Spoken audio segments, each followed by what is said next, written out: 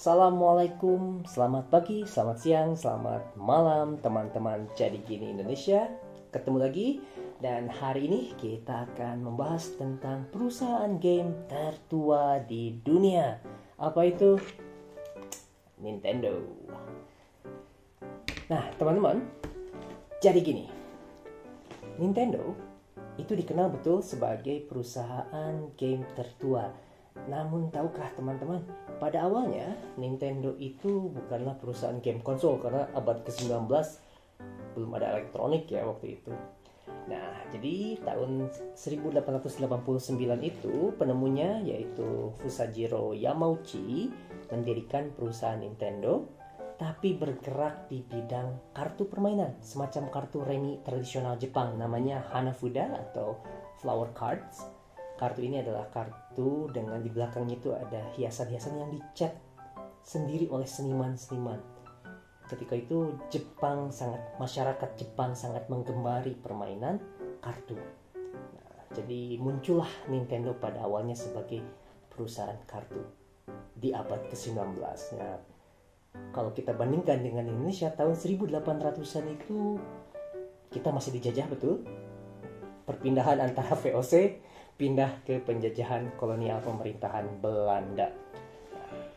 Kehebatan Nintendo ini diakui dunia karena mereka tidak terdampak oleh 2 kali perang dunia.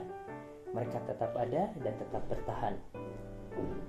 Namun perubahan terjadi pada tahun 1950-an ketika pendiri Nintendo pergi ke Amerika. Dia melihat bahwa perusahaan kartu tidak akan bisa bertahan lama. Jadi ketika itu dia berpikir perlu melakukan ekspansi bisnis, mencoba hal yang baru. Nah, di sini uniknya. Sebelum lahirnya konsol Nintendo yang kita kenal saat ini, Fusajiro Yamauchi mencoba berbagai bisnis baru, dan yang paling unik itu adalah mencoba membuat beras merek Nintendo, beras instan. Jadi terbayang tidak waktu itu mungkin istilah saya bekerja untuk mencari sesuap Nintendo itu bisa jadi terjadi. Nah, selain beras instan, Nintendo juga mencoba bisnis hotel, tepatnya Love Hotel. Apa itu Love Hotel? Cari saja di Google ya. Lalu selain hotel, taksi juga. Namun sayang ketiganya tidak berjalan lama karena tidak seperti yang diharapkan. Untuk itu kembali sang penemunya ya, Mr. Fusajiro ini kembali ke ranah permainan. Waktu itu menciptakan permainan-permainan plastik seperti mini roller coaster, mini baseball, dan permainan plastik lainnya. Lalu pada tahun 70-an baru mulai ada booming permainan elektronik dan Nintendo pun mengikuti tren tersebut. Yang waktu itu sangat dikenal tuh permainannya Pong. Ya, lalu pada tahun 70-an itu ada yang kalau kita kenal namanya Ding Dong, ya. Kalau di bahasa Inggrisnya arcade games. Nintendo memproduksi Donkey Kong, game Ding Dong waktu itu. Nah, puncak dan awal kejayaan Nintendo itu tahun 83 di saat Nintendo mengeluarkan NES, Nintendo Entertainment System, yang kita kenal dengan kaset cartridge-nya yang cukup besar itu, dan game Mario Brothers-nya yang terkenal sampai saat ini. Nah, semenjak tahun 1983 Nintendo fokus dalam permainan konsol.